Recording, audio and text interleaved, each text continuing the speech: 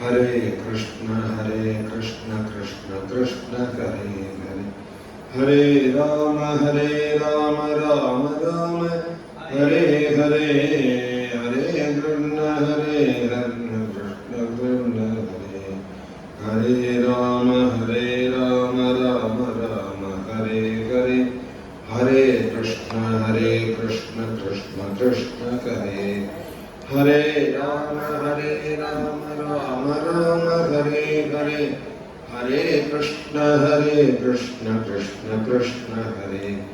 गोपिका जीवन स्मरणं जानकी कांत स्मरणं, हर नमः पार्वती पतये।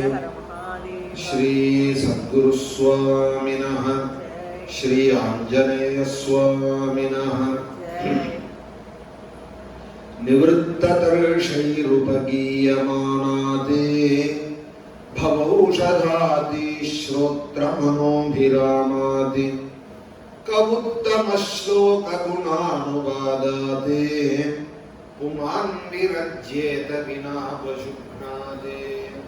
पितामहा मे समरेण रञ्जयैः, देवव्रताद्यातिरथैस्तिमिङ्गिलैः, दुरत्ययं कौरवसैन्यसागरं कृत्वा तरं वत्सपदं स्मयत्प्लवाः। द्रौण्यस्त्रविपृष्टमिदं मदङ्गं सन्तानबीजं कुरु पाण्डवानां। जुगोप कुक्षिङ्गतात्तचक्रः, मातुश्च मे शरणं गतायाः। वीर्याणि तस्याखिलदेहभाजाम् अन्तर्बहिः पूरुषकालरूपैः, प्रयच्छतो मृत्युनुदामृतं चेत् मायामनुष्यस्य वदस्य विद्वन्ने। रोहिण्यास्तनयः प्रोक्तः रामः सङ्कर्षणस्त्वया, देवक्या गर्भसम्बन्धः कुतो देहान्तरं विना। कस्मान्मुकुन्दो भगवान् पितृगेहाद्व्रजं गतः, को वा संज्ञातिभिः सार्धं कृतवान् सात्वतां पतिः। व्रजे वसन् किमकरोत् मधुपुर्याञ्च केशवः, भ्रातरं चादधीत् कंसं मातुरद्धातदर्हणं। देहं मानुषमाश्रित्य कति वर्षाणि वृष्णिभिः, यदुपुर्यां सहावात्सीत् पत्न्यः कत्यभवन् प्रभोः। एतत् अन्यच्च सर्वं मे मुने कृष्ण विचेष्टितं, वक्तुमर्हसि सर्वज्ञा। श्रद्धानाय विस्तृतं नैषाति दुस्सहाक्षुन्मां, त्यक्तोदमभिबाधते पिबन्तं तुन्मुखाम्भोजाते। च्युतं हरिकथामृतम्।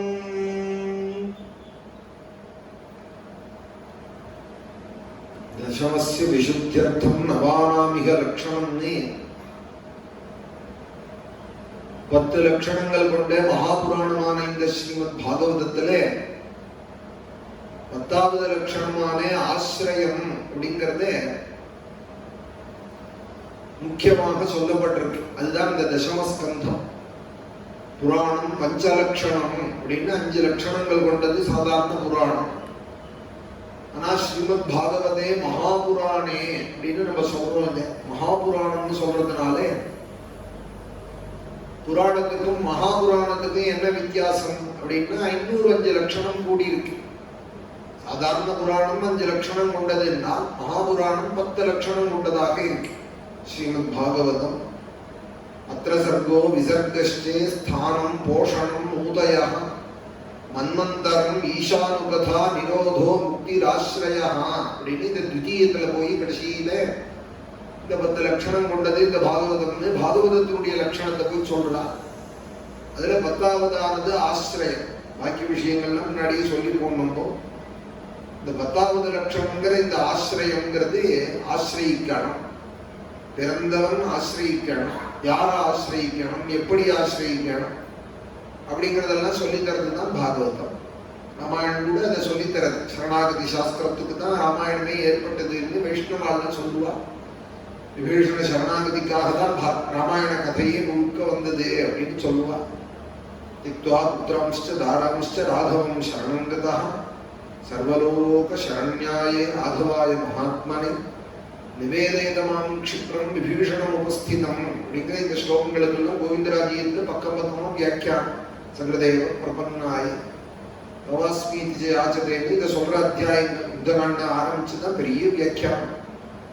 யுத்தகாண்டத்துல வியாக்கியானத்துக்கு என்ன இருக்கு?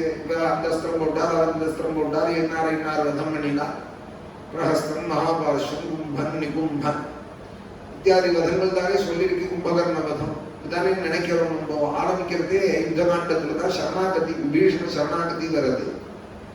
எப்படி வந்து அவர் சக்கரம் அடைஞ்சா, சரணாகதினா எத்தனை லட்சணங்கள் கொண்டது, பெருமாளை நம்ம சரணாகதி எப்படி பண்ணணுங்கிறதெல்லாம் ரொம்ப விசேஷமா வைஷ்ணவ சம்பிரதாயத்துல சொல்லுவாள்.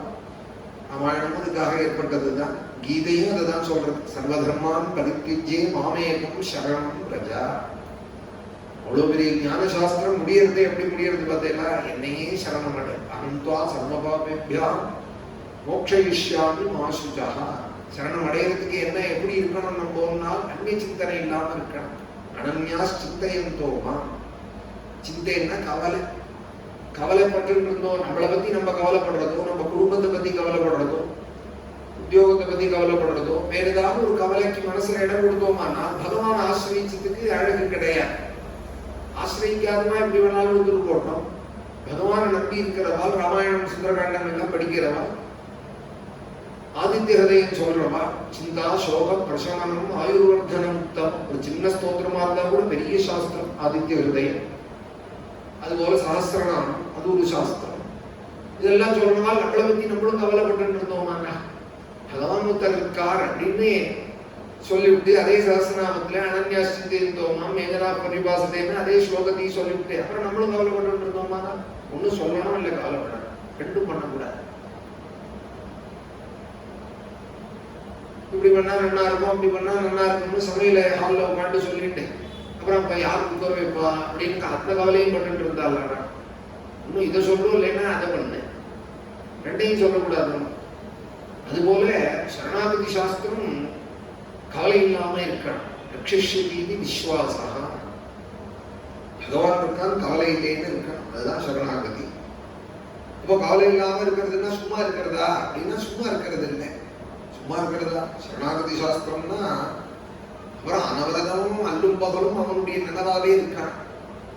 நினைச்சுட்டே எப்படி இருக்க முடியும்னா அவன் நாமத்தை சொல்லிட்டே இருக்கான். ராமா ராமா ராமா ராமான்னு. இப்ப ராமன் ஆசிரியச்சவாளா இருந்தா அதை சொல்றது, கிருஷ்ணன் ஆசிரியச்சவாளா இருந்தா ஸ்ரீகிருஷ்ண சரணம்மா ஸ்ரீகிருஷ்ண சரணம்மான்னு சொல்லிட்டு சாஸ்திரநாமம் படிச்சுட்டு கிருஷ்ணாஷ்டகம் முதலிய ஸ்தோத்திரங்களை சொல்லிட்டு இருக்கிறது.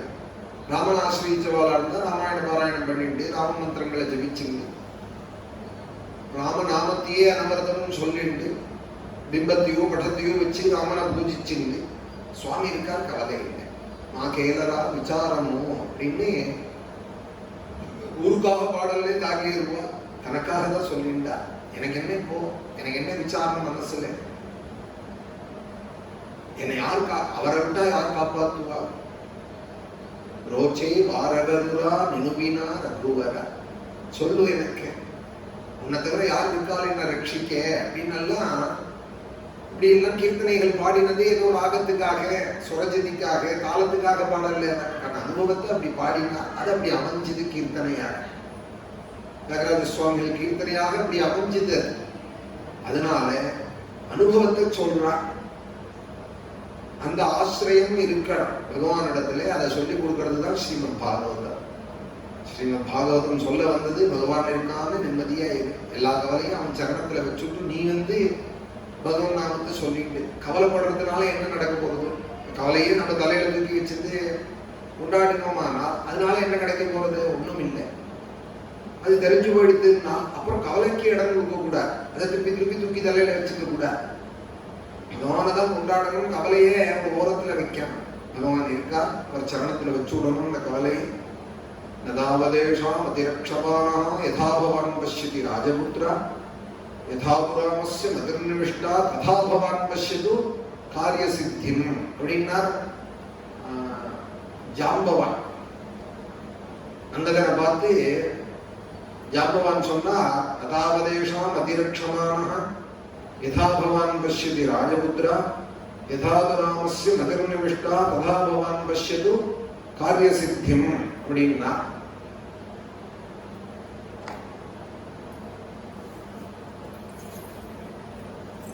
பகவான் இருக்கார், கவலை இல்லை அப்படின்னு இருந்தோமானா நமக்கு எல்லா க்ஷேமங்களும் ஏற்படும். சுவாமி தான் நம்மளை ரட்சிக்கிறார். அந்த பாவனையோடு கூட இருக்கணும். அந்த ஆசிரியத்தை சொல்லி தரதுதான் ஸ்ரீமத் பாகவதம். அதுல நேற்றைய தினம் தசமத்திலே சுகாச்சாரியா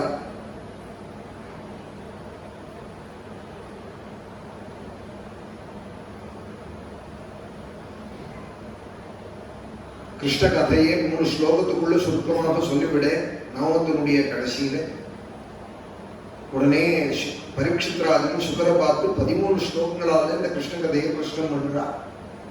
கதிதோ வம்ச விஸ்தாரா அப்படின்னு ஆரம்பிச்சு நேதிக்கு 3-4 ஸ்லோகங்கள் சொன்னோம். 13 ஸ்லோகங்களால இந்த கிருஷ்ண கதையை சொல்லுங்கோ அப்படின்னு ராஜா பிரார்த்திக்கிறார். அதுல சொல்றார், ஞானிகள்லாம் கூட இந்த கிருஷ்ணன் இடத்துல ஈடுபடுறால் அவனுடைய கதைகளை பாடிட்டு இருக்கா. சன்னியாசிகள் முற்றும் துறந்தவா. நிவృత్త கர்ஷைருபகீயமானாதி பவௌஷதாதி ஸ்ரோத்ருமணோபிராமாதி கவுத்தம ஸ்லோக குணானுவாதாதி புமான் விரஜ்யேத வினா பசுக்னாதி. நிவృత్త கர்ஷைஹி முற்றும் துறந்த ஞானிகள், ஆசையை விட்டவா. நிவృత్త கர்ஷைருபகீயமானாதி பவௌஷதாதி ஸ்ரோத்ருமணோபிராமாதி கவுத்தம ஸ்லோக குணானுவாதாதி புமான் விரஜ்யேத வினா பசுக்னாதி.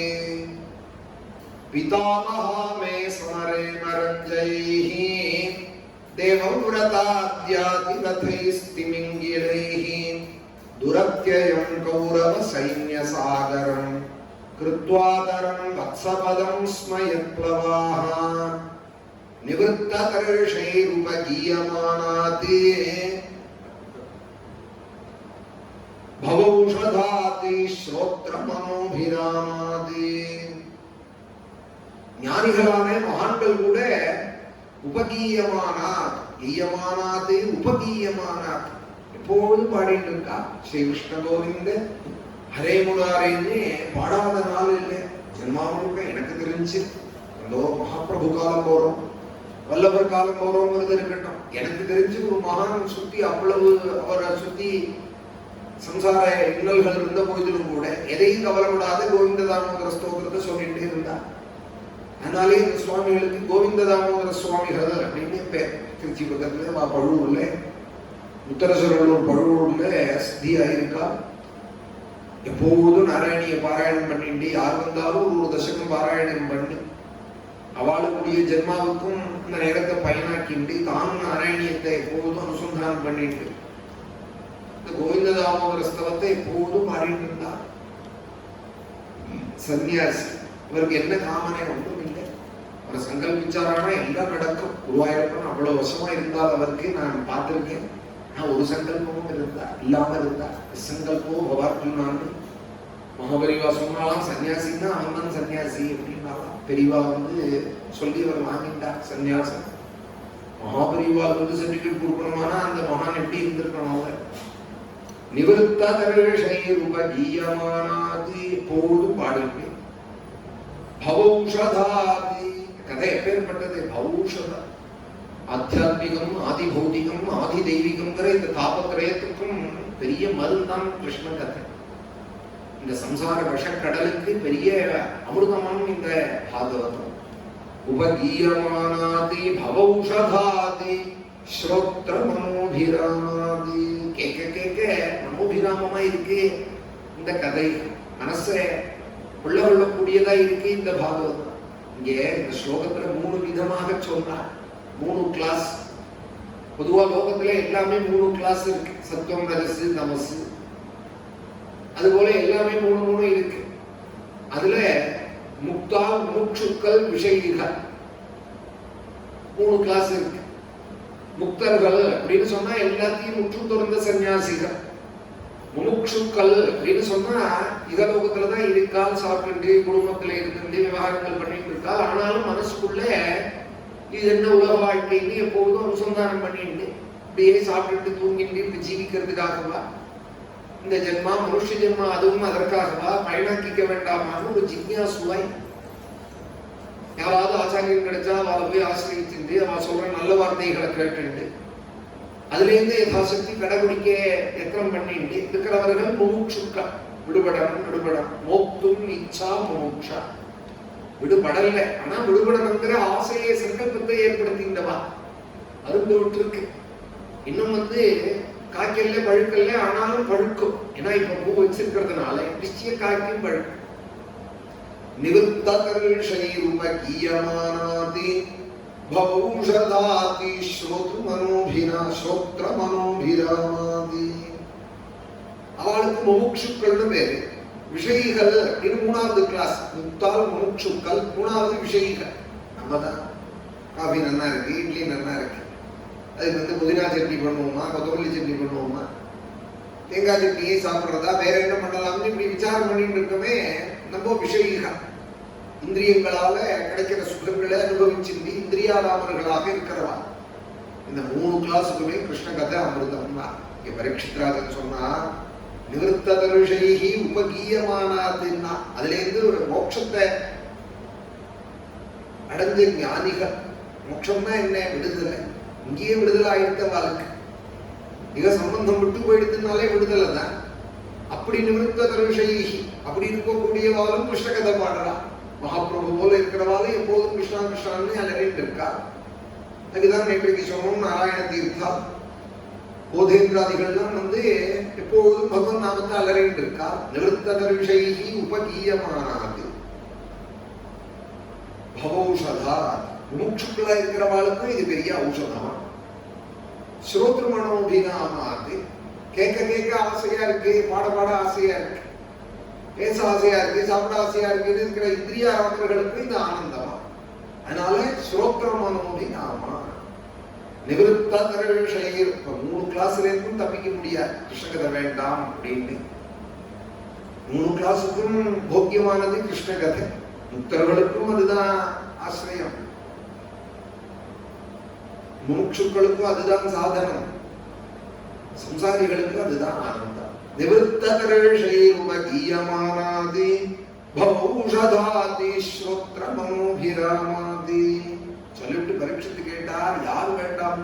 உத்தம ஸ்லோகனுடைய கதை. கௌத்தம ஸ்லோக குணானுவாதாதி. இந்த பகவானுடைய கீர்த்தனத்தை யாரு பண்ண வேண்டாம்னு நினைப்பா? குணகீர்த்தனத்தை. பசு குணாதி வினா உமாந்திரஜேத வினா பசு குணாதி. எந்த புருஷன் வெறுப்படைவான்?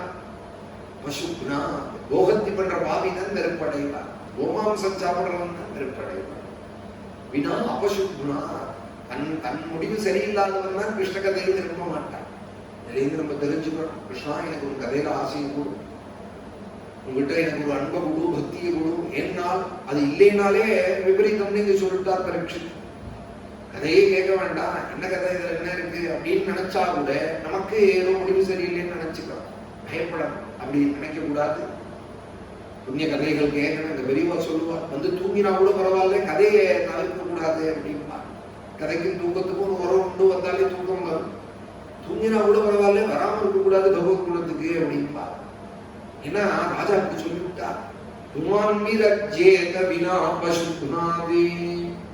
இவ்வளவு அன்போடு கேட்கிறியே கிருஷ்ண கதையில உனக்கு என்ன சம்பந்தம் அப்படின்னு நீ கேட்கையான பிதாமஹாமே சமரே மரஞ்சைஹி தேவவ்ரதாத்யாதிரதைஸ்திமிங்கிலைஹி துரத்யயம் கௌரவ சைன்யசாதரம் கிருத்வா கர்ணம் வத்சபதம் ஸ்ம स्मयप्लवाः पितामहा मे समरेण रञ्जयैः देवव्रताद्यातिरथैस्तिमिङ्गिलैः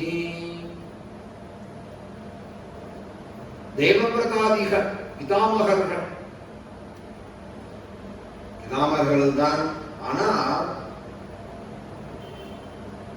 பாண்டவாளுக்கு பிதாமகர்கள், பாண்டவர்களுக்கு பிதாமகர் பீஷ்மாச்சாரியர்.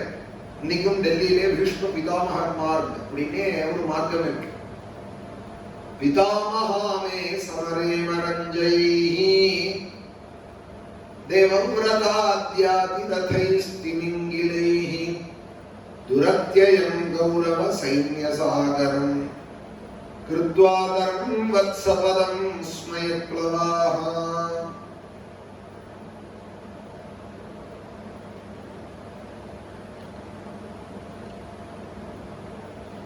द्रौण्यस्त्र विपुष्टमिदं मदङ्गं सन्तानबीजं कुरु पाण्डवानां जुगोपकुक्षिङ्गद आत्तचक्रः मातुश्च मे यः शरणं गदायाः. எனக்கு பிதாமகர்கள் பாண்டவர்,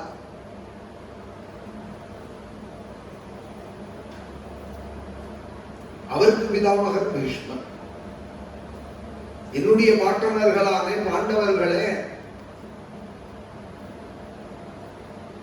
கௌரவர்களான துரியோதனாதிகள் பெரிய சாகரம் சைன்யம். அவர்களுடைய சைன்யம்ங்கிறது 11 அக்ஷோகிணிகள். 11 அக்ஷோகிணிகள் கொண்ட அந்த சைன்யத்தை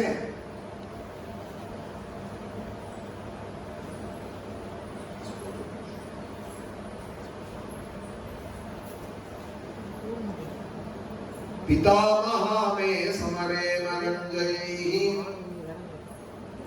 देवव्रताद्यातिरथैस्तिमिङ्गिलैः दुरत्ययं गौरव सैन्यसागरं कृत्वाकरं वत्सपदं स्मयप्लवाः. பெரிய சாகரம், கௌரவ சைன்ய சாகரம். கௌரவ சைன்யங்கிற அந்த சாகரத்துல திமிங்கிலங்களான பீஷ்ம துரோணாதிகள்டே எங்க தாத்தாவை காப்பாத்தினார் அப்படின்னா. திமிங்கிலங்கள் பீஷ்ம துரோணர்.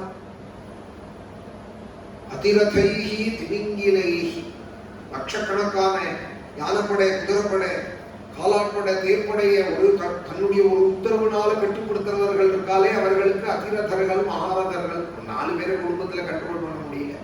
பிச்சுக்கிறது 4 பக்கம், ஒன்னொன்னும் ஒரு திக்கமாக இருக்கிறது நவகிரகம் மாதிரி.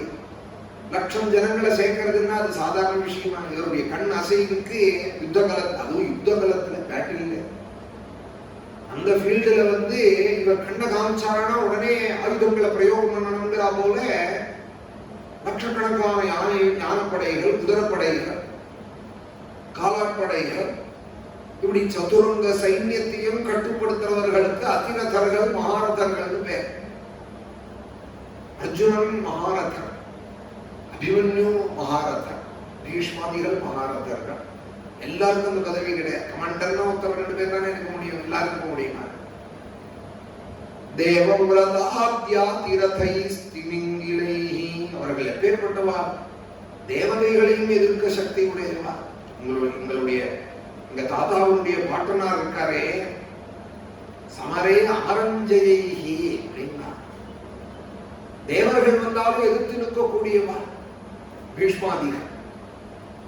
தேவர்களே யுத்தத்துக்கு வந்தாலும், வஜ்ரமானியா இந்திரனே யுத்தத்துக்கு வந்தாலும் எதிர்த்து நிற்கக்கூடிய சமர்த்தர்கள். சமரே அமரஞ்சயைஹி அமரர்கள் தேவர்கள்.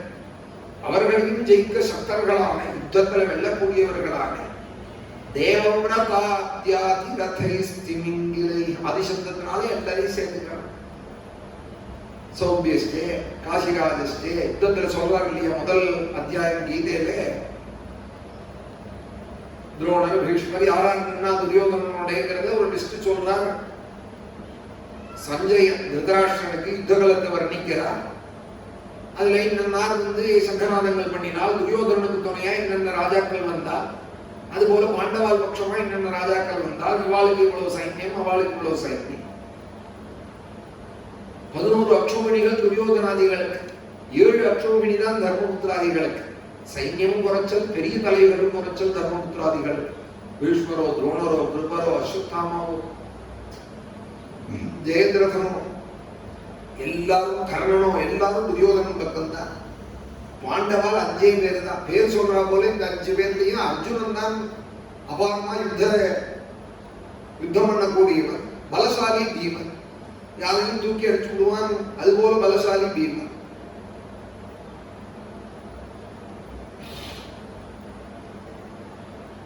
ஜெயினி பாரதத்துல போய் சொல்லலாம், ஒரு யானையை எடுத்து கையால சுழட்டி அப்படியே கிருன்னு சுத்தி தூக்கி எரிஞ்சானா ஆகாசத்துல பீமன். மகாபாரத யுத்தங்கள்லாம் முடிஞ்சுதான் இன்னும் அந்த மேலேருந்து கீழே விழலையா அந்த யானை. யானையை முடிச்சு கிருன்னு காலை சுத்தி துதுக்கியை பிடிச்சுன்னு சுத்தி தூக்கி அடிக்கணும்னா எப்படி இருக்கணும்? அப்புறம் மகாபாரத கதைகள் எல்லாம் தக்ஷசிலால ஜனமேஜயர் வைசம்பாயன் கேட்டு இருக்கார். இந்த கதைகள்லாம் பாரத யுத்த கதைகள்லாம் அந்த யானை விழுந்துதா இல்லையா அப்படின்னு கேட்கிறார். பாரத யுத்த கதையை சொல்றது பொத்துன்னு வந்து விழுந்துதான், பெரிய சத்தத்தோட வந்து விழுந்துதான். கதை கேட்டு இருக்கிற காலத்துல ஜனமேஜயனும் கரெக்டா அந்த சந்தர்ப்பம் பார்த்து கேட்க அங்க வந்து விழுந்துதான் அந்த யானை. அவ்வளவு பலசாலியானவர் பீமனும் அர்ஜுனனும் தான். யுத்தம் பண்ணுவார், ஈட்டி எறியறதுல ரொம்ப பிரசித்தமானவர் தர்மபுத்திரர்.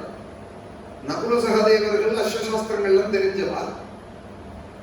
யுத்தத்திலே ஜோதிஷங்கள்லாம் நன்கு தெரிஞ்சவன் சகதேவன். ஓரளவு செய்வா, யுத்தம் பண்ணுவாள்.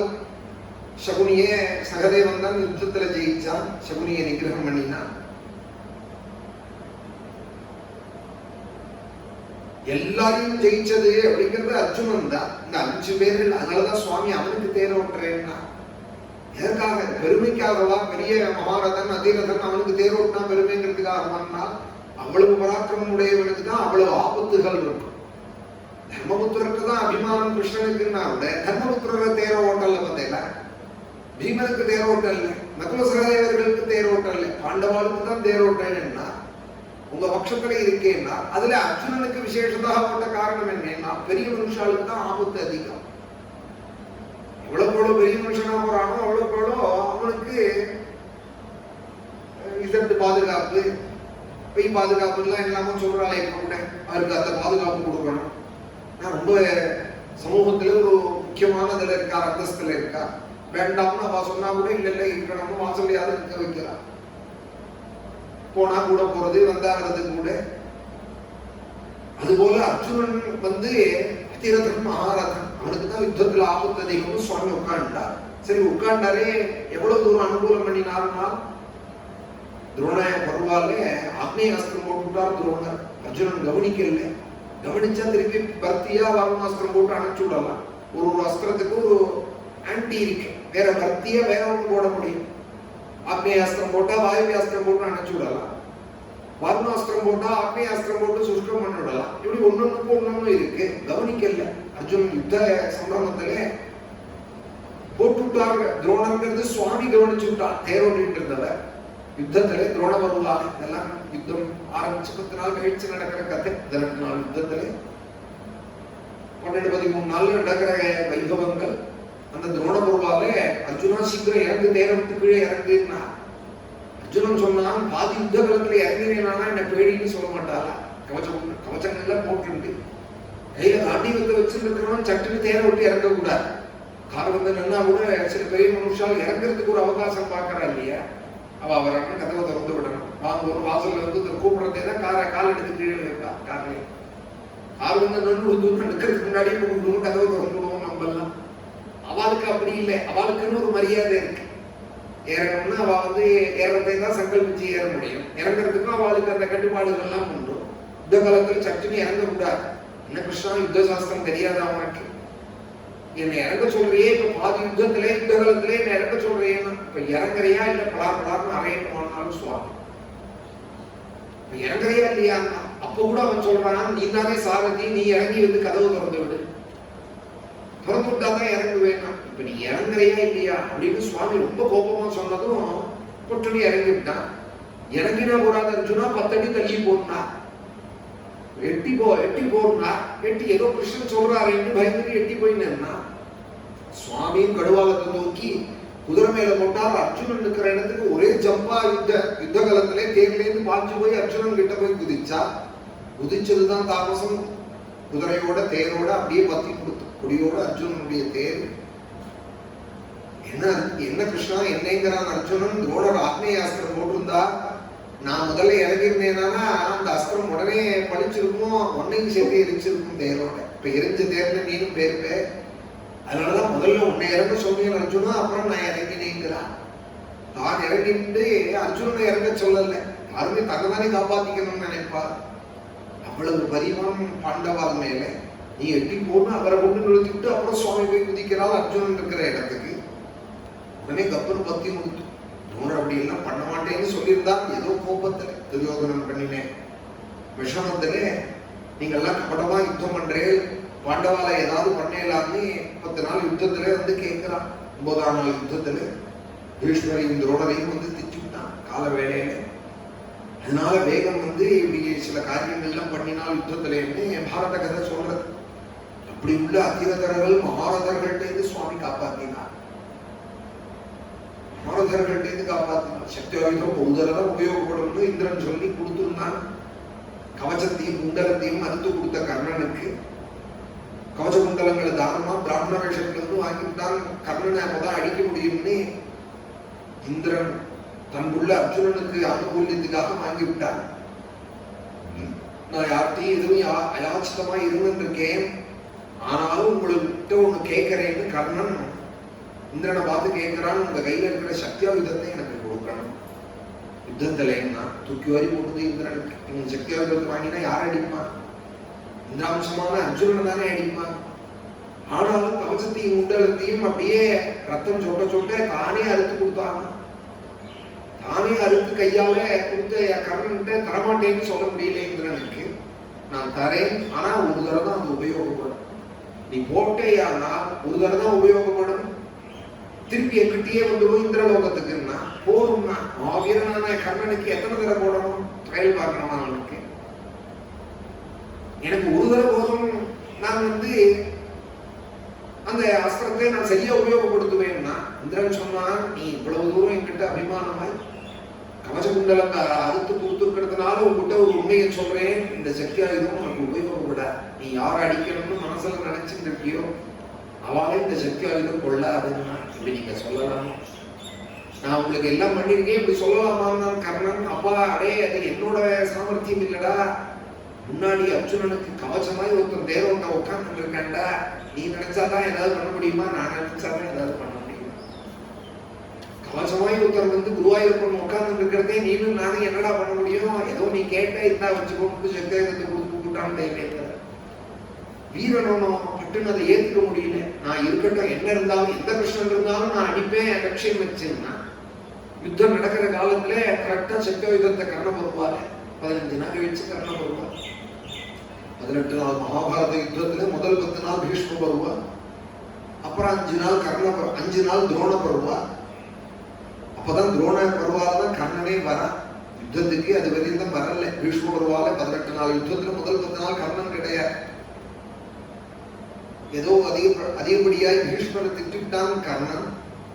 பீஷ்மரும் திட்டினார் கர்ணனே. ஒரு மனஸ்தாபம் வந்து வாக்குவாதம் வந்ததுல இந்த கிழவரத்தால சாயிர பரியத்தம் நான் யுத்த காலத்துக்கு வரமாட்டேன்னு தான் கர்ணன் சபதம் எடுத்து விட்டான். யுத்தம் ஆரம்பிச்சு கவச்சங்கள்லாம் கூட்டின்னு கிளம்புற காலத்துல இது மாதிரி சண்டை வந்து கலசல் வந்து சில கல்யாணம் அப்படி மேடை வரைக்கும் வந்து நின்று விடுறது பாருங்க. அது போல கர்ணன் இருக்கான் கவலை இல்லைன்னு துரியோதனன் நினைச்சுட்டே இருக்கிறதே யுத்தத்துக்கு கிளம்புற நாளைக்கு சண்டை வந்து நின்று போயிட்டு. இந்த கழவர் தலை சாஞ்சாதான் அந்த கழவன் சாஞ்சாதான் நான் வருவேன்னு போட்டான். கவச்சத்தை கைட்டி போட்டு கர்ணன். யாருக்கு நஷ்டம்? துரியோதனனுக்கு நஷ்டம். சுவாமியோட சகாயம் அப்படி எல்லாம் பண்ணி விட்டால் ஒருத்தர் சஞ்சி விக்கிரக தத்துவவித்து அப்படின்னாலும் பாகவதத்தை கிருஷ்ணன் நினைச்சாரான்னா சேர்க்கணும்னா சேர்ப்பார், பிரிக்கணும்னா பிரிப்பார், எல்லாம் அறிஞ்சு வருவார். எப்ப சேர்க்கணுமோ இப்ப சேர்ப்பார். அதுபோல கவச்சத்தை இந்த கர்ணனை சண்டையை மூட்டி விட்டுட்டார். அதனால 10 நாளைக்கு பீஷ்ம பருவா முடிகிற வரைக்கும் கர்ணனே கிடையாது யுத்த காலத்துல. துரோண பருவா ஆரம்பிச்சப்பறம் தான் கர்ணன் வந்தாங்க யுத்தத்துக்கு. அப்புறம் 5 நாள்ல துரோணரும் மறைஞ்ச. மறைஞ்சதுக்கு அப்புறமா மேல கர்ணனுடைய தலைமையில ஒரு 2.5 நாளைக்கு யுத்தம், 2 நாளைக்கு யுத்தம் நடக்கிறது. 2 நாளைக்கு கர்ணன் வருவா. அப்புறம் 1/2 நாள்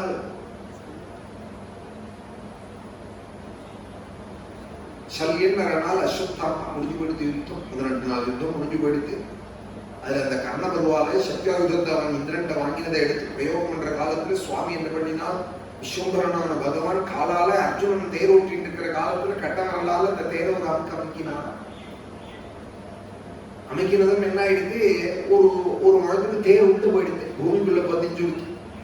அவன் கையிலேருந்து பரப்புடுத்து சத்யாயுதம்னு பார்த்ததுமே, பரப்புடுத்துன்னதுமே சுவாமி காலால கட்டவர்களால அமைக்கிட்டால் அர்ஜுனனுடைய தேரை.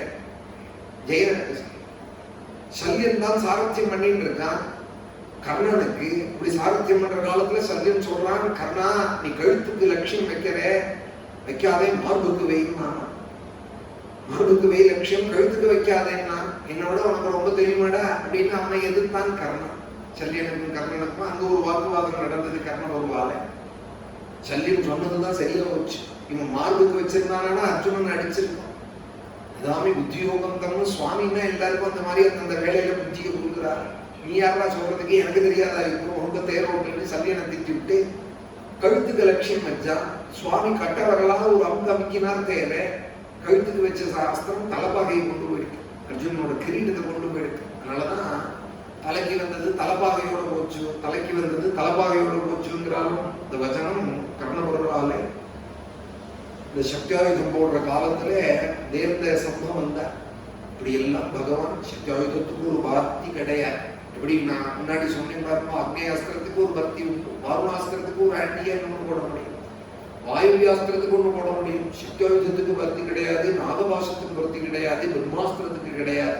இதெல்லாம் மீண்டு வந்தாலும் சுவாமி ஸ்ரீமத் ராமாயணத்துல நாகபாசம்ங்க அதுக்கு விமோசனம் கிடையாது, விமோசனம் கிடையாது. ஆனா பகவான் தர்மம் இருந்தது, தெய்வ பலம் இருந்தது. அதனால எங்கேருந்தோ கருடன் வந்தார், நாகபாசத்திலிருந்து விடுவிச்சார். சக்தியாயுதத்தை லட்சுமண சுவாமி மேல போட்டான் ராவணன், அதுக்கு விமோசனம் கிடையாது. இதே சக்தியாயுதம் ராமாயணத்திலையும் உபயோகப்பட்டது, போட்டான். ஆனாலும் ஔஷதி பர்வதம் கொண்டு வந்து ஆஞ்சநேய சுவாமி காப்பாத்திட்டான். சக்தியாயுதத்திலிருந்து பிரம்மாஸ்திரத்தை ஹனுமார் மேலேயே பிரயோகம் பண்ணினான் இந்திரஜித் பிரயோகம் பண்ணினான். யாரையும் கட்டாத விடாத பிரம்மாஸ்திரம் ஹனுமாருக்கு மாத்திரம் கட்டக்கூடாதுன்னு வர பிரம்மா வரம் கொடுத்திருந்தால் ஹனுமாருக்கு குழந்தையா இருக்கிற காலத்திலேயே உன்னை கட்டாதுன்னு ஜாம்பவான் இந்த கதையை போய் சொல்றாள் கிருஷ்ணா காண்டத்துல. அதனாலே ஹனுமாரை பிரம்மாஸ்திரம் எந்த அஸ்திரமும் ஒன்றும் பண்ண, இதுக்கு பக்தி கிடையாதுன்னு இதே சாஸ்திரம் தான் சொல்றது. இந்த அஸ்திரம் ஒன்றும் பண்ணாதுங்கிறதும் இவா விஷயங்கள்ல நிரூபணமாயிருக்கு. இதுல இருந்து என்ன தெரிகிறது, எல்லாத்துக்கும் மேல தர்மமும் தெய்வமும் கூட இருந்துதான். அதுதான் பலம். திக்பலம், க்ஷத்ரிய பலம், உபதேஜோ பலம் அப்படின்னது ஸ்ரீமத் ராமாயணம். வெறும் அஸ்திர சஸ்திர பலங்கள் எம்முட்டு உண்டா? தெய்வ பலம் தான் பலம், மந்திர பலம் தான் பலம். அப்படி சுவாமி ஒரு கட்டத்தில இருந்தும் சக்தியாயுதத்தில இருந்தும் நாகபாசத்தில இருந்தும் துரோணர் போட்ட ஆக்னேயாஸ்திரத்தில இருந்தும் இப்படி பல சந்தர்ப்பங்களில் சுவாமி காப்பாத்திருக்காங்க. பல சந்தர்ப்பங்கள்ல ஒரு கட்டத்திலையும் சுவாமி காப்பாத்திருக்கார். இப்படி ஒரு கட்டத்திலையும் எங்க தாத்தாவை காப்பாத்தினாரேன்னு இங்க ஸ்மரிக்கிறார். கங்கை கரையில பரீட்சித்ராஜன் சுகாச்சாரியார்கிட்ட சொல்றா, நான் ஏன் கிருஷ்ண கதையை கேட்கணும்னு ஆசைப்படுறேன் தெரியுமா, எங்க தாத்தாவை அப்படி பார்த்து ரட்சிச்சார். பிதா மகாமே ஸ்மரே மரஞ்சைஹி தேவவ்ரதாத்யாதிரதைஸ் பீஷ்மர் ஒத்தொருவர் யாரும் வேண்டாம் துரியோதனனுக்கு. அவதார புருஷரான பரசுராமராலேயே ஒன்றும் பண்ண முடியல பீஷ்மர்கிட்ட. அவதார புருஷரான பரசுராமரே தோத்து போனார். இதே குருக்ஷேத்திரத்திலே 28 நாள் யுத்தம் நடந்தது. ஒரு சந்தர்ப்பம் அப்ப வீரவாதம் பேசினாலும் பரசுராமர் 21 தலைமுறை க்ஷத்ரியால இல்லாத அழிச்சு வந்தார்.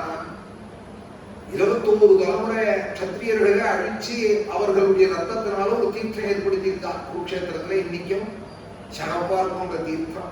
இன்னைக்கும் மனஸ்நானம் உருவாங்க. பஞ்சாப்ல அந்த அமிர்த சரஸ்ங்கிறாலும் அதை சுத்தி தீர்த்தங்கள்லாம் இருக்கு. பரசுராம தீர்த்தமும் இருக்கு, அங்க பரசுராம தீர்த்தமும் இருக்கு. அது சகப்பா இருக்கும். 21 தலைமுறை க்ஷத்ரியாவுடைய ரத்தத்தை குண்டத்துல விட்டு அதனால எங்க அப்பாவுக்கு தர்ப்பணம் பண்ணுவேன்னாரா. பரசுராமருடைய ஒரு வேகம், சாத்திரமான வேகம். அதுபோலயே பண்ணவும் பண்ணினா. இன்னைக்கு அதனாலேயே அந்த பக்கம் போனாலானா பிதர்களுக்கு பரசுராமரை பிரீதி பண்ணியிருக்காரு. அந்த போனா ஸ்நானம் பண்ணுவாள், தர்ப்பணம் எல்லாம் பண்ணிட்டு வருவா, குருக்ஷேத்திரம் போடுவா பரசுராம தீர்த்தத்துல. அது மாதிரி பண்ணினவன் நான் அப்படின்னார் பீஷ்மர்கிட்ட. உடனே பீஷ்மாச்சாரியார் சொன்னார், அது பீஷ்மன் ஒரு க்ஷத்ரியன் பிறக்கிறதுக்கு முன்னாடி கதைன்னா. பீஷ்மன் ஒரு க்ஷத்ரியன் பிறக்கிறதுக்கு முன்னாடி நீங்க பண்ணிருக்கலாம். நான் ஒரு க்ஷத்ரியன் பிறந்ததும் நீங்க எங்கிட்ட இந்த மாதிரி வீராவேதம் பேசக்கூடாது.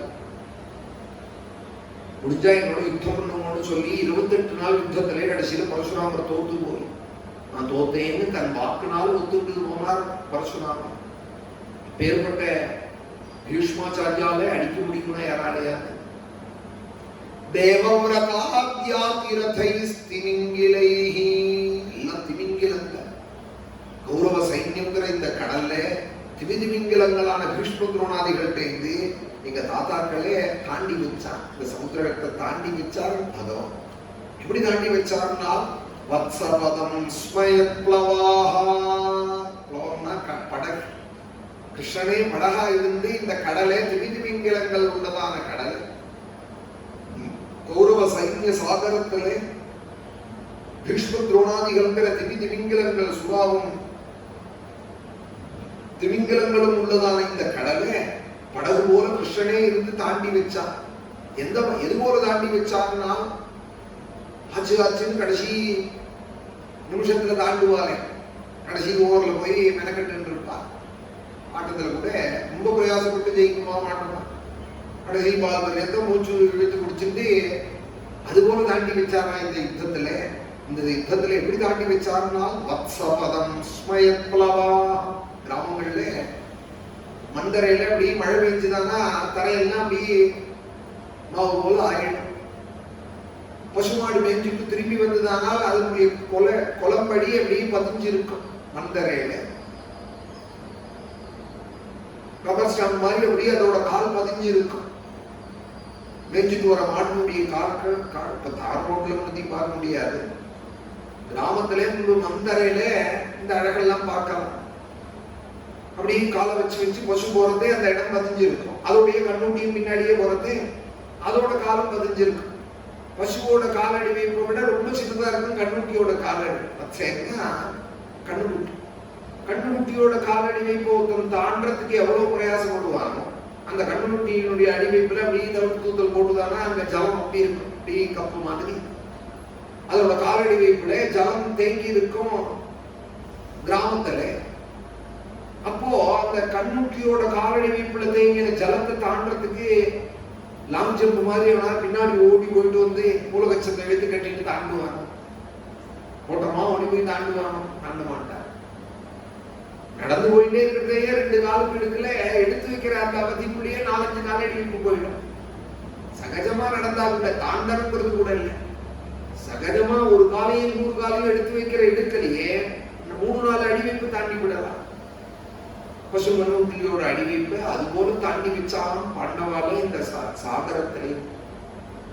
பசு காலடி வைப்பு எங்க இருக்கு, சாகரம் எங்க இருக்கு? பாரதம் படிச்சவாளுக்கு தான் இந்த கதை தெரியும். இந்த கதை வந்து சொன்னேன், பரீட்சித்து சொல்லிவிட்டார். ஏதோ சொன்னாங்கிறதுக்கு நானும் சொன்னாங்கன்னு சொல்லக்கூடாது. அதுக்காக பாரதத்தில் உள்ள கதைகளை சொன்னேன்.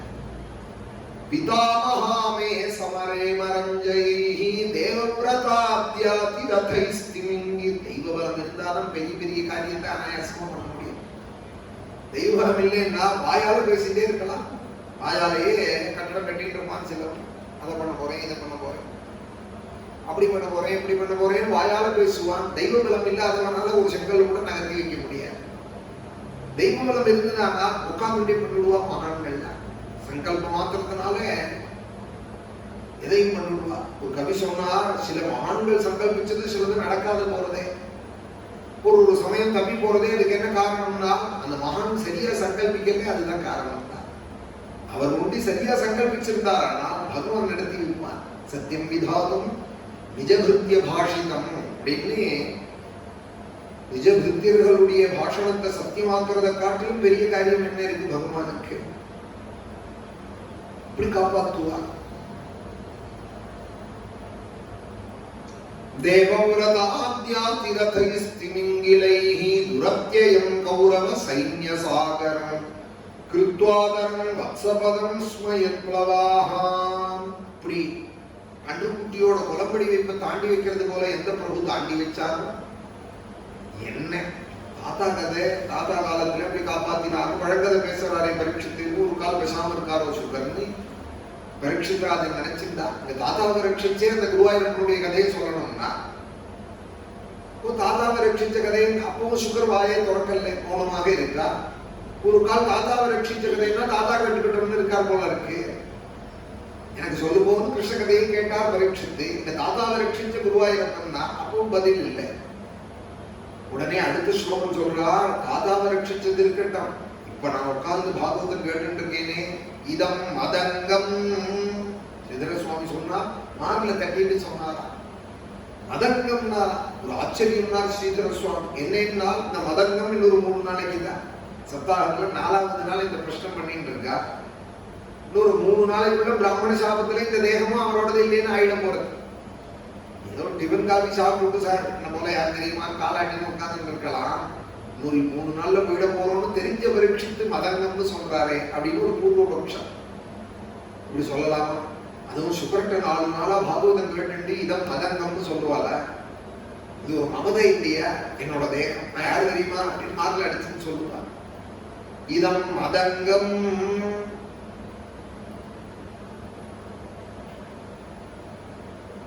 இப்படி சொல்றாரே என்ன காரணம்னா, 3 நாள்ல போறேங்கிறது அப்புறம் இருக்கட்டும், நீங்க 32 வயசு இருந்தேனே இது யாரால? நம்ம வரப்போறதையே நினைச்சு சுவாமியோட அனுகிரகத்தை லேசா நினைக்கிறோம், பண்ணினதை நினைக்கிறோம். அதே அனுகம்பாம் சுசமீட்சமான அப்படின்னா பிரம்மா பண்ண போறதும் ஆனந்தமா பண்ண போதா, பண்ணினதும் குறையில்லையே. புத்தி சொல்றா எவ்வளவு பண்ணினேன் எனக்கு நீ. புத்தி ஸ்துதியே கிருதஜதா நிவேதனம் தான். விஷாது மகாத்மே புருஷாத தரிசனாது அசத்சபாய வனவாச கிருச்சதா ஹிருதே அவ்வளவு சொல்றா. ஹிருதே அநேக மகாரதாஸ்திரதா அப்படிங்கிறா. பெரிய பெரிய அஸ்திர சஸ்திரங்கள்லேருந்து பீஷ்ம துரோணாதிகள் போட்டதுலேருந்து என் குழந்தையில யார் காப்பாத்தினாலும் புத்தின்னு சொல்றா. பண்ணதை நினைக்க கிருதக் ஸ்மரே அப்படிங்கிறது உபனிஷத். பகவானையும் கூப்பிட்டு சொல்றது, அவன் பண்ணதை நினை. அந்திம சமயத்துல அவன் பண்ணதை நினைக்கிறது. அவன் பண்ணதை நினைக்கிறதுக்கு ஏதாவது பண்ணியிருக்கணுமோ. அவன் ஒரு கோட்டி அர்ச்சனை பண்ணினா, ஒரு 100 ராமாயண பாராயணம் பண்ணினா, அக்ஷர லட்சம் மகாமந்திரங்களை தெரிவிச்சா, மகாபிருத்துக்கள்லாம் பண்ணினான் அப்படின்னு சொன்னா உபனிஷத்து வேத மாதா போய் பகவான் சொல்றதான் கிருதக் ஸ்மரே. அவன் வாழ்நாள என்னெல்லாம் பண்ணினா அதை நினைச்சு அந்திம சமயத்துல காப்பாத்து அப்படிங்கிறதான் பரம்பதனாக. வராக புராணத்தில் போய் இதை சொல்லியிருக்கா. பூமிதேவி சொல்றால் அவன் பண்ணதை நினைச்சு அந்திம சமயத்தில் கைவிடக்கூடாதுங்கோ. அந்த நாளில் நினைக்கல அவனுக்காக அந்திம சமயத்தில் அவனை கைவிடக்கூடாதுங்கோ. வாழ்நாள் முழுக்க அவன் என்ன பண்ணினானோ அதை நீங்க நினைக்க அப்படின்னு போய் சொல்றாள் வராக சுவாமிகிட்ட பூமிதேவி.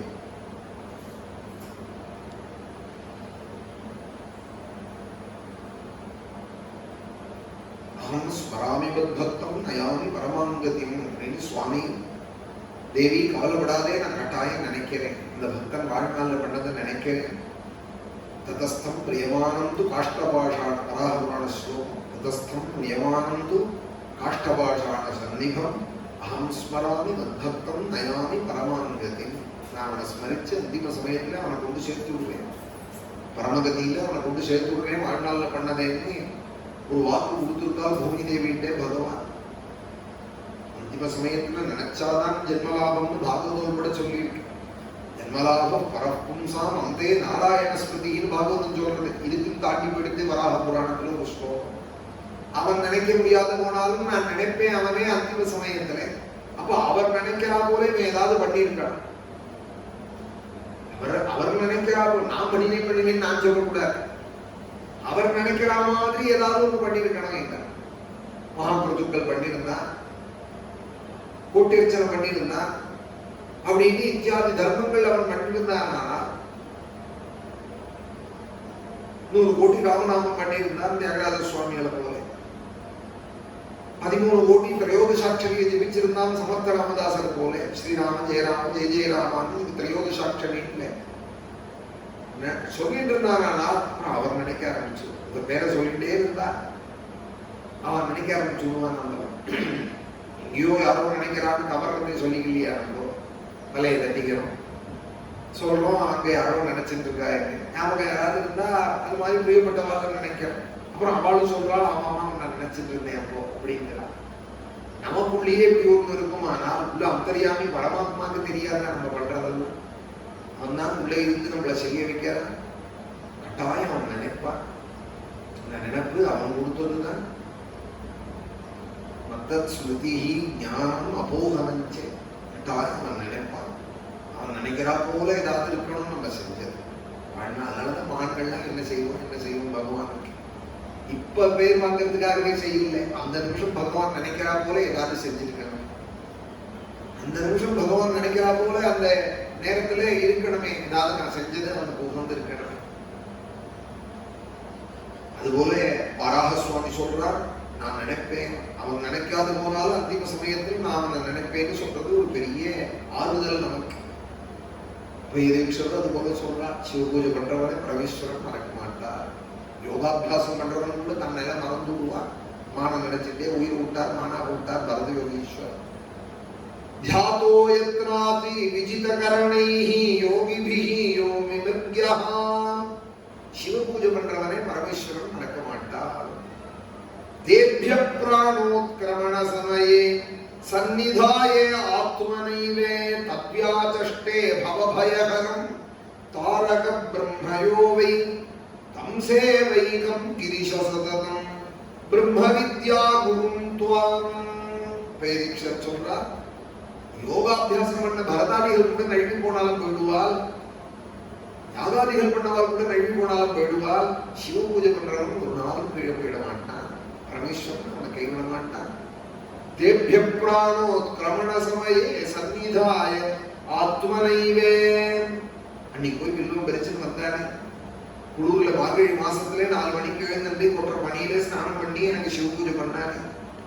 முதல் நாளே வந்து வில்வத்தை பறிச்சு வச்சுட்டு காத்தால பண்ணணுமே, சிவ பூஜைக்கு வேணுமே. பாலையும் தேனையும் சந்தனத்தையும் சேகரிச்சு வச்சுட்டு அனவரதமும் என்ன ஆராதிச்சானே அவனை நான் கைவிடுவேனான்னு. தேभ्य प्राणोत्क्रमण समये सन्निधाय आत्मनैवे तव्याचष्टे भवभयहरं. அவர் எப்பேற்பட்டவர்? பவபயஹரர், தாரக. அந்த தாரக நாமா பவபயஹரமானே அந்த தாரக நாமாவை சொல்லக்கூடியவர் ஸ்ரீராம். ராமராமேதி ரமே ராமே மனோரமேன்னு அந்த பரமேஸ்வரன் என்னை காப்பாற்றுவார் அப்படின்னு சொல்றார் அப்பயே தீட்சிதர். அதுபோல இதம் மதங்கம், இந்த தேகம் இருக்கே பரீட்சித்து சொல்றார். இந்த தேகத்தை யார் காப்பாற்றினார்? அஸ்வத்தாமா போட்டான் ஒரு பிரம்மாஸ்திரம், கர்ப்பத்திலேயே நான் குசிக்கு போயிட்டேன், பதங்கி போயிட்டேன். திரௌண்யஸ்திர விபுஷ்டமிதம் மதங்கம் சந்தான பீஜம் குரு பாண்டவானாம் ஜுகோபகுக்ஷிங்கத ஆப்த சக்ரஹா மாதுஷ்டமேய சரணம் கதாயாஹ. கூப்பிடுறதுக்கு கூட வாயிலே கூப்பிடவும் முடியாது என்னால. நான் 6 மாச சிசு, கர்ப்பஸ்தமான சிசு. பிறந்தாலே 6 மாசத்துல என்ன தெரியும்? கர்ப்பத்துல இருக்கிற ஜீவன் என்ன தெரியும்? அங்கெல்லாம் வந்திருக்கும், கண்ணு காது கையெல்லாம் வந்திருக்கும். சாஸ்திரம் சொல்றது 5-6 மாசம் ஆனாலே அவயவம் எல்லாம் வந்துரும்னு சொல்றது. அவயவம் மரத்துக்குள்ள பும்சோனம் பண்ணுங்கிறது சாஸ்திரம். ஏன்னா வந்ததுக்கு அப்புறம் நான் பிள்ளையா பண்ணாலும் நீ தீர்மானம் பண்ண முடியாது. 6ஆம் மாசம் பண்ணணும், 8ஆம் மாசம் பண்ணணும், இவாளா கணக்கு வச்சுக்கிறான். 3ஆம் மாசம் பண்ணணும்னு இருக்கு பும்சோனம். அப்பதான் தீர்மானமானதான் என்ன குழந்தைங்கிறது. 3ஆம் மாசத்துக்கு தீர்மானமானதான் சீக்கிரம் பண்ணிடுவோம் பும்சோனத்தை அப்படிங்கிறார் சூத்திரக்கார். பண்ணினாலும் அந்த மந்திர பலத்தினால பிள்ளையா மாறுறதுக்கு வாய்ப்பு இருக்கு. பும்சவனம்னு பேரு இந்த கர்மாவுக்கு. तेभ्य प्राणोत्क्रमण समये संतान बीजं कुरु पांडवानां जुगोपकुक्षिंगत आत्तचक्रः मातुश्चमे यशरणं गतायाः. ஜாதகப்படி எனக்கு குழந்தை பிறக்கிறது கொஞ்சம் லேட் ஆகும். பிறந்தாலும் முதல்ல பொண்ணுதான் பிறக்கும் அப்படின்னு அமைப்பு. எங்க அப்பாவும் அதை சொன்னா. சொல்லிட்டு சொன்னார், புகும்சவன்கிற கர்ம பலம் இருக்கு, நீ போய் ஆலம் விதையை எடுத்துருவா, ஆலம்பழம் ஆலமரத்துல இருந்து ஏறி போய் பறிச்சுட்டு வரணும். எங்க கிராமத்துல இருந்து ஒரு 4 மைல். அந்த நேரத்துல புகும்சவனம் பண்ணா கட்டாயம் மந்திர பலத்தினால மாறுனா. அப்புறம் பையன் போறேன் சிவந்த புத்திரனாக வந்து பிறந்தா. நானே மரத்துல ஏறி போய் இந்த ஆலம்பழத்தை எடுத்துன்னு வந்து அதை மந்திரத்தை நசுக்கி மூக்குல குழிய புகும்சவனம் சீமந்தம்னு பேர். புகும்சவன கர்மா இதெல்லாம். வகுடு எடுக்கிறதுக்கு சீமந்தம்னு பேர், வகுட்டுக்கு சீமந்தம்னு பேர். அதனால முள்ளமன்றியோட அந்த முள்ள கொண்டு வகுடு எடுப்பார். வகுடு எடுத்துக்கிறதுங்கிறது இன்னைக்கும் வடக்கையெல்லாம் குழந்தை பிறக்கிறதே தான் எடுத்துப்பான். அது வரைக்கும் ஒரே போலதான் வாரிப்பா. இப்ப எல்லாருமே ஒரே மாதிரி வாரிக்கிறான்.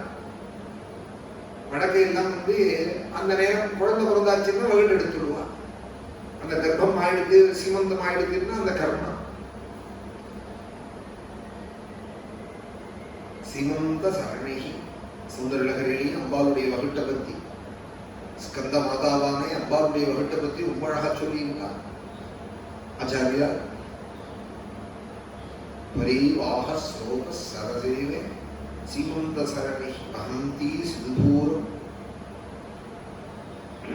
அதுல அந்த சீமந்தத்தினுடைய ஆரம்பத்துல ஒரு குங்குமட்டு இருக்காதான் அம்பாள். ரொம்ப அழகா பௌர்ணமி சந்திரன் போல அந்த காமாட்சி பிரகாசிக்கிறாள் அப்படின்னு ஆச்சாரியால் சொல்றா. அந்த சீமந்தம் புகும்சவனம் பண்ணினானால் மந்திர பலத்தினால எதையும் சாதிக்க முடியும். வேதம் மந்திரமும் இருந்துதான் அந்த கர்மா சரியா பண்ணினோம்னா கட்டாயம் பலன் கிடைக்கும். அப்பா சொன்னார் பத்தியா, இந்த முறையோடு பண்ணினோமானால் அதோட பலன் கட்டாயம் இருக்கு பத்தியா. எல்லாம் அனுபவம் பண்ணிதானே கர்மானுஷ்டானங்களோட பலனை தெரிஞ்சுக்கிறோம். அதை 10 பேருக்கு சொல்றோம். 3வது மாசம் பண்ணிடணும் புகும்சவனங்கள். 6ஆம் மாசத்துக்குள்ள அவயவங்கள் எல்லாம் வந்துடும். இருந்தா கூட கர்ப்பஸ்தவனான சிசுதானே நான் என்ன பண்ண முடியும்? துரத் திரௌண்யஸ்திரவிப்ருஷ்டமிதம் மதங்கம் சந்தான பீஜம் குரு பாண்டவானாம் ஜுகோபகுக்ஷிங்கத ஆப்த சக்கரஹான். நான் என்ன பண்ண முடியும்? ஆனாலும் பகவான் உள்ள சக்கரவாணியாய் கர்ப்பத்துக்குள்ள வந்தானே, நம்மளோட கர்ப்பத்துக்குள்ள என்ன காப்பாத்தினானே. எதற்காக காப்பாத்தினான்னா மாதுஷ்டமேய சரணங்கதாயாஹ.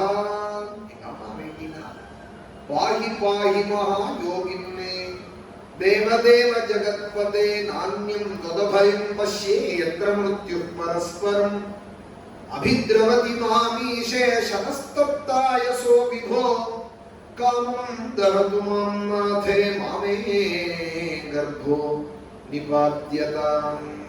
அம்மா வேண்டினால் அதற்காக வந்தார்.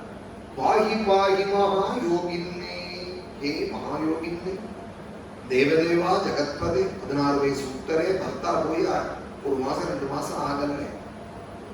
இவ்வளவு துக்கத்துல இருக்கக்கூடியவள் கர்ப்பஸ்தமான சிசு வேறே 6 மாசம். அந்த நேரத்திலையும் பகவான் மறக்கலையா? சுவாமியை போய் இந்த இப்போ வந்துட்டு ஒரு ஆபத்து. இப்பதான் பர்த்தா போனார். இன்னொரு அஸ்திரம் வேற தகிக்கிறதே, என்ன சோதிக்கிறியே பகவானேன்னு கூப்பிடல. தேவதேவா ஜகத்பதே, உன்னை தவிர யார் இருக்கால் என்ன ஆபத்துல என்ன காப்பாத்த? இன்னானே ஆதரட்சகன் ஆபத் பாந்தவன். நான்யம் தொதபயம் பஷ்யே, அபயம் கொடுக்கறதுக்கு உன்னை தவிர ரங்கநாதன் நான் யாரையும் நினைக்கல. எத்திர மிருத்யு பரஸ்பரம் அபித்ரவதி மாமீஷே சரஸ்தப்தாய சோ விபோ. ரங்கநாதா நீங்க சொல்லிவிட்டே. ஸ்ரீரங்கத்தில் சொல்றதுனால கதையை ரங்கநாதான் சொன்னேன். இந்த ஸ்ரீரங்க பாசுரம் சொல்றது அன்னைக்கு உத்தரையோட கர்ப்பத்துல காப்பாத்தினதுனாலே உபய காவேரி மத்தியில படுத்துன்னு இருக்கா. மைத்துனன்மார் காதலியை மயிர் முடிப்பித்து அவர்களையே மன்னராக்கி உத்தரைதன் சிறுவனையும் உயர்கொண்டே உயிராளன் உரையும் கோவில். பத்தர்களும் மகவர்களும் வழமொழிவாய் முனிவர்களும் பரந்த நாடும் சித்தர்களும் தொழுதிரஞ்ச திசை விளக்காய் நிற்கின்ற திருவரங்கமே. அழ்வார் சொல்றார், திசை விளக்கம் சம்சார கடலுக்கு ஒரு லைட் ஹவுஸ் போல இருக்காம் ஸ்ரீரங்கம். கடல்ல மாலுமிகள் திக்கு தெரியாத அந்த காலத்துல, ஜிபிஎஸ் இல்லாத காலத்துல எந்த பக்கம் போறோம் என்ன கிழக்கு மேற்குன்னா கேம்பஸ் தான் இருக்கும். அதுவும் சரியா வேலை செய்யாத போயிட்டுதானா, எங்க போறோம்னே தெரியாத அலை போற வேகத்துக்கு போயிட்டு இருக்கிற கப்பலுக்கு ஒரு ஒளிவிளக்கு தெரிஞ்சுதானா? 10 மைல் 5 மைலுக்கு தெரியறா போல பெருசா ஏற்றி வச்சிருக்கா. லைட் ஹவுஸ்னு அதை இப்போ சொல்லலாம். திசை விளக்கு அப்படின்னு பேரு தமிழ்ல. தோருக்கு கரை அப்படின்னு காமிக்கிற விளக்கு. அதுபோல சம்சார கடலுக்கு கரையை காமிக்கிற இடமும் ஸ்ரீரங்கம். நீ சரணத்துக்கு வந்துட்டே இனிமே உனக்கு நீ கரைக்கு வந்துட்டே, இனிமே நடுக்கடல்ல மாட்டிட்டு நீ சிரமப்பட வேண்டாம்னு திசை விளக்காய் நிற்கின்ற திருவரங்கமே. சம்சார கடலுக்கு ஒரு விளக்கு போல காமிக்கிற ஸ்ரீரங்கம். பக்தர்களும் முனிவர்களும் பகவர்களும் பரந்த நாடும் சித்தர்களும் எல்லாரும் வந்து சேவிக்கிறாலும் ரங்கநாதன். அந்த ரங்கநாதன் யாருன்னால் மைத்துனர்களான பாண்டவர்களுடைய மனைவி. அவள் தலை விரிச்சு போட்டு தலைவிரி கோலத்தோட அழுதுட்டே இருக்காளாம் 13 வருஷமாய். உன் தலையை முடிஞ்சு ஒரு 10 மல்லிகைப்பூ வைக்காத நான் சத்தியவாமனுடைய அந்தப்புறத்துக்கு போவாட்டேன்னு பிரதிக்கை பண்ணிட்டு இங்கே சுத்திட்டு இருக்காராம் பாண்டவாதோட. அதே போல இந்த பாரத யுத்தத்தை நடத்தி கௌரவாதிகளை ஒழிச்சு மங்கள ஸ்நானம் பண்ணி வச்சு தன்னுடைய சங்கத்தினாலேயே பஞ்சஜன்யாமி யுக்தஸ்து ராஜா அமிர்தமுகோ பவதுன்னு தன் பாஞ்சஜன்யத்திலேயே க்ஷீரத்தை விட்டு தர்மபுத்திரோட திரௌபதியை உட்காந்து வச்சு சிம்மாசனத்திலே அபிஷேகம் பண்ணி தர்மபுத்திரர் நினைக்கிறார் எங்கிட்ட தான் எவ்வளவு பிரியம் பகவானுக்கு, எனக்கு அபிஷேகம் பண்றாரு. பகவானுக்கு என்ன சங்கல்பம்னா அபிஷேகம் ஆனகையோட திரௌபதி தலை தலுட்டிப்பா உடனே ஒரு 10 மல்லிகைப்பூ இருக்கு. இவர் பட்டாபிஷேகம் பண்ணி வைக்கிறான்னு பெருசா நினைச்சிட்டு இருக்கா. சுவாமி எதை பெருசா நினைக்கிறான்னா மைத்துனன்மார் காதலியை மயிர் முடிப்பித்து அவள் தலைமுடியணுமே. தலை விரிச்சுட்டு இருக்காள். ஆபத்து காலத்துலதான் தலை விரிச்சு போட்டு போடுப்பா. பாக்கி காலங்கள்ல போட்டுட்டா ஆபத்துன்னு அர்த்தம். தலை முடிஞ்சுதான் இருக்கணும். அது சுவாமிக்கு கவலையா திரௌபதி விரிச்சு போட்டு இருக்காளேன்னு சீக்கிரம் முடியணுமே எதிர்பார்த்துட்டு இருந்த பகவான் இவா எண்ணினாலோ இல்லையோ சுவாமி எண்ணினாராம் 13 வருஷத்தை நாள் கணக்கு. அது முடிஞ்சவையோட தர்மபுத்திரருக்கு பட்டாபிஷேகம் பண்ணி பாரத யுத்தத்தை நடத்தி மைத்துனன்மார் காதலியை மயிர் முடிப்பித்து இதெல்லாம் பண்ணது யாரே? இங்க படுத்துட்டு இருக்காரே இவர்தான்.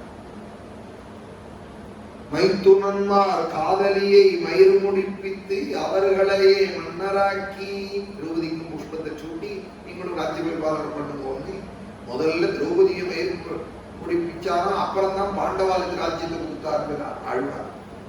பாண்டவாளுக்கு ராஜ்யத்தை கொடுத்தா அப்புறம் திரௌபதிக்கு நீனும் புஷ்பம் வச்சுக்கோ, கல்யாணம் ஆயிருக்கு, பட்டாபிஷேக கல்யாணம் கொடுக்கலையா? முதல்ல திரௌபதிக்கும் வச்சுக்கிட்டோம், அப்புறம் பட்டாபிஷேகம் பண்ணார்.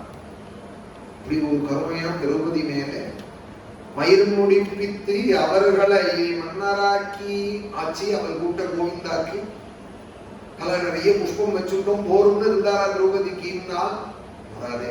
அவள் பண்ணின அந்த நாம சங்கீர்த்தனத்துக்கு நான் என்ன பண்ணுவேன்?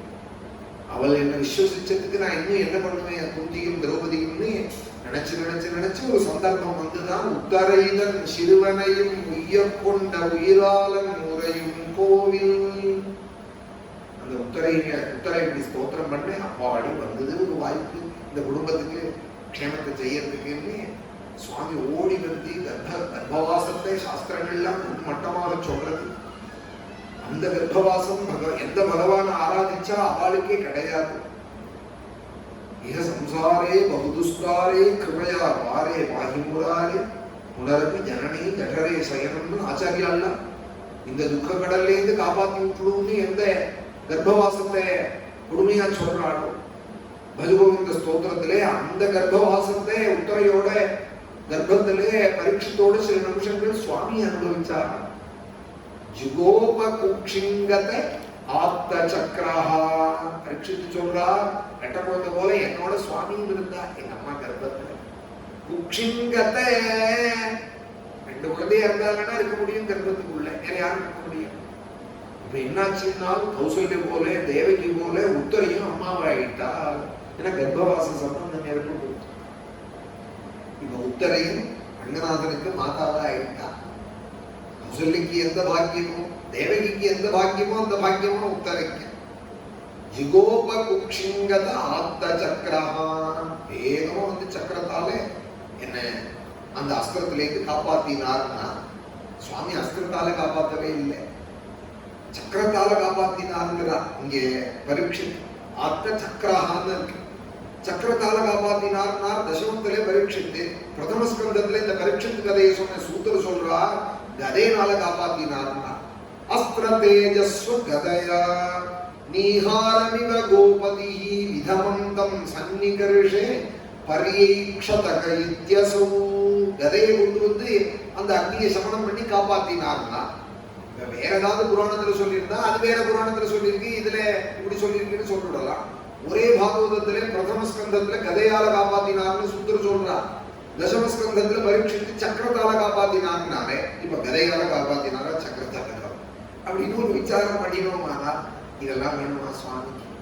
கதை வேணுமா, சக்கரம் வேணுமா? புல்ல எடுத்து குடிக்க போட்டா திரிலோகம் சம்பரிக்கிரமே தமேவ சரணங்கதா இப்படி சொல்ற தெய்வமாச்சு. ஒரு புல்ல இப்படி குடுங்கி போட்டா போதும், அடுப்பு பண்ணிவிடும் உலகமே. அதுக்கு ஒன்றும் சக்கரம் வேண்டாம், கதை வேண்டாம். ஆனாலும் ஒரு ரசம். அதுக்காக சொல்றேன், எதால வேணாம் அவர் காப்பாற்றணும்னு சங்கல்பிச்சுட்டாரா சக்கரத்தை எடுத்துதான் காப்பாற்றணுமா, கதையை எடுத்துதான் காப்பாற்றணுமா? சங்கல்பம் மாத்திரத்தினாலேயே சர்வானுகூலமே ஏற்படும்.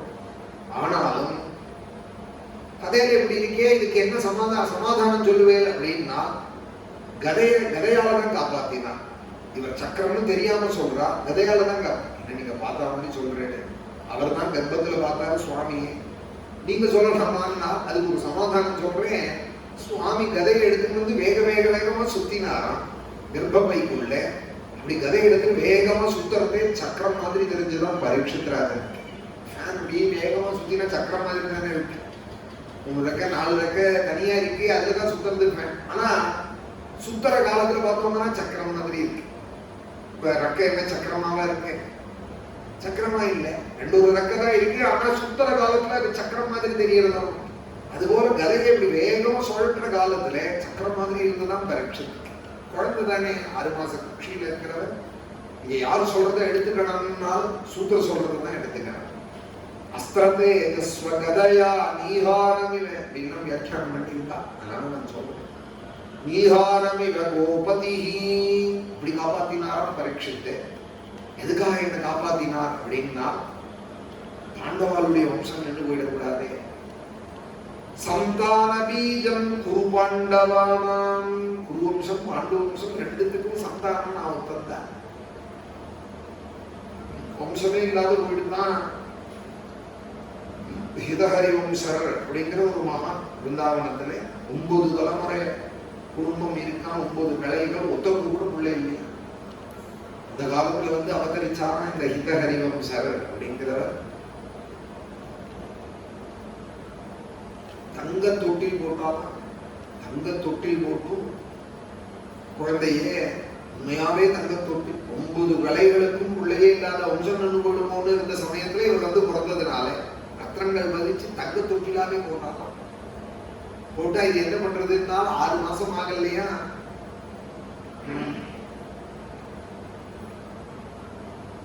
தொட்டில் இருந்தபடியே ராதா சுதாநிதி பாடினார் அப்படின்னு பிரசித்தம். இந்த ஹிதஹரி வம்சருடைய சம்பிரதாயமே இன்னைக்கும் பிருந்தாவனத்துல ஒரு சம்பிரதாயம் இருக்கு. ஒரு கிருஷ்ணாலயம் அவர் சொல்லி கொடுத்த முறைப்படி பூஜை எல்லாம் நடக்கிறதுங்க ஹிதஹரி வம்ச சம்பிரதாயம். அவ்வளவு ஐஸ்வர்யனுடைய குடும்பத்துல பிறந்தவர் கிருஷ்ண பக்தராக இருந்தார். எல்லாத்தையும் ஸ்ரீ பிருந்தாவனத்துல வந்து உட்கார்ந்து கிருஷ்ணாலயத்தை அமைச்சு கிருஷ்ணனை ஆராதிச்சுட்டு ராதா சுதாநதி பாடிட்டு இப்படி இருந்தார் அப்படின்னு இந்த மகானுடைய கதை. அதுபோல பரீட்சித்து சொல்றார், 100 தாத்தாக்கள் துரியோதனாதிகள், 5 தாத்தா பாண்டவா, எல்லாருக்கும் வம்சம் இல்லைன்னு ஆயிட்ட இந்த சந்தர்ப்பத்துல நான் தனிமுத்தன் குறைச்சி எல்லாரும் போயிட்டா. இந்த காலத்துல பாண்டவாளோட 2 குழந்தைகளும் போயிடுது, அபிமன்யு போயிட்டான், துரியோதனாதிகள் போயிட்டா, அவா குழந்தையெல்லாம் எல்லாம் கர்ணனோட புள்ள உட்பட போயிட்டான். வசூஷேனன் பேர் கர்ணனோட புள்ள, அவனும் போயிட்டான் யுத்தத்துல. எல்லாரும் போயிட்டாலும் யுத்தத்துல யாருமே இல்லைங்கிறதே. யார் காப்பாத்துவா? விஷசேனன்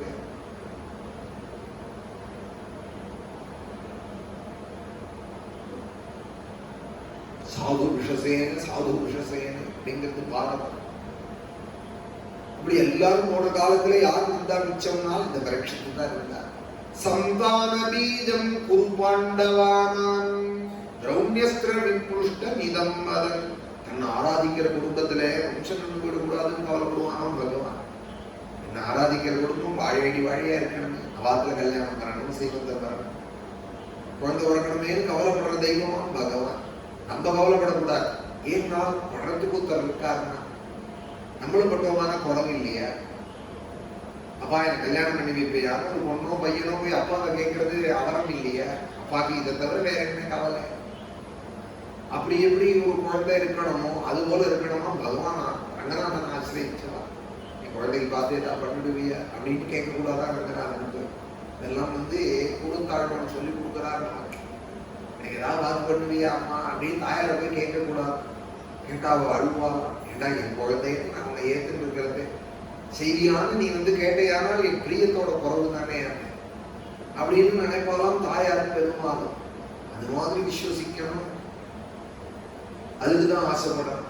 எனக்கு செய்வாளான்னு பார்க்க கூட விசுவாசத்தை நம்ம அதிகப்படுத்தினா பகவான் நமக்கு செய்யாம யாருக்கு செய்வார்? கிம் அலப்யம் பகவதி பிரசன்னே ஸ்ரீனிகேதனேன்னு சுவாமி ஆசிரியச்சவாளுக்கு அவளுக்கு பார்த்து பார்த்து செய்யறது தானே பகவானோட காரியம். அதுதான் இந்த பரீட்சத்தை சொல்றா. எங்க பாண்டவா வம்சம் நடுவிடக்கூடாதுன்னே நான் ஒரு ஸ்தோத்திரம் பண்ணல. அவருக்கு ஒரு கருத்து, பாண்டவா வம்சம் நடுவிடக்கூடாது. சந்தான பீஜம் குரு பாண்டவானாம் ஜுகோபே குக்ஷிங்கதாப்த சக்ரஹ மாதுஷ்டமே யஸ்சரணம் கதாயாஹ அப்படின்னு காப்பாத்தினார் அப்படின்னு பரீட்சித்ராஜன் சொல்லி அந்த கிருஷ்ண கதையை எனக்கு சொல்லணும் அப்படின்னா 2-3 ஸ்லோகம் தான் இன்னைக்கு ஆச்சு. ஒரு நம்ம நேரத்தில் ஆயிடுது. குருவாயூரப்பனுடைய அனுகிரகம் எல்லாருக்கும் கோகுலாஷ்டமி புண்ணிய காலத்தில் கிருஷ்ண சம்பந்தமான கதைகளை கேட்க நமக்கு கிடைச்சிருக்கு. இங்கே ஸ்ரீரங்கம் நம்ம ராமாசிரமத்தில் தேவயஜனத்துல சப்தாகம் தொடங்கி 2 நாள் பாராயணம் ஆயிருக்கு. இந்த சப்தாகத்துல ரிஷபாவதாரம் ஆயிருக்கு. கோகுலாஷ்டமி புண்ணிய காலமா இருக்கிறதுனால கிருஷ்ண பிரசாதம் நம்ம எல்லாருக்கும் கிருஷ்ண கதையை ஆரம்பிச்சு சொல்லிட்டு இருக்கோம். குருவாயூரப்பன் அனுகிரகம் நம்ம எல்லாருக்கும். நாராயணேத்யாதி ஜபத்பிருச்சைஹி நிறைய நல்ல காரியங்களும் நடந்துட்டே இருக்கு. இங்கே நாளைக்கு மகா சங்கடஹர சதுர்த்தி. அதனால 2000 சுற்று முழுக்கட்டைனாலே இங்கே கணபதி ஹோமம் விசேஷமாக கரும்பு நெல்பொரி அருகம்பில்லு மோதகம் அப்பம் எல்லோருண்டை இத்தியாதி கணபதிக்கு பிரீதியான ஆஜ்யம் இத்தியாதி திரவியங்களால மகாகணபதி ஹோமம். நாளைக்கு சரஸ்வர மோதகம் 2 சரஸ்வர மோதகம் மாசம் இங்கே நடந்துருக்கு. ஸ்ரீரங்கத்தில் 2014 கொள்கட்டைனாலே மகாகணபதி அனுகிரகமும் கிடைத்தார்.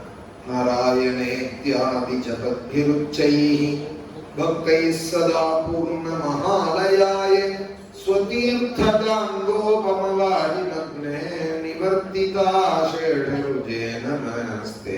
நாராயண நாராயண நாராயண நாராயண நாராயண நாராயண நாராயண நாராயண நாராயண நாராயண நாராயண நாராயண நாராயண நாராயண.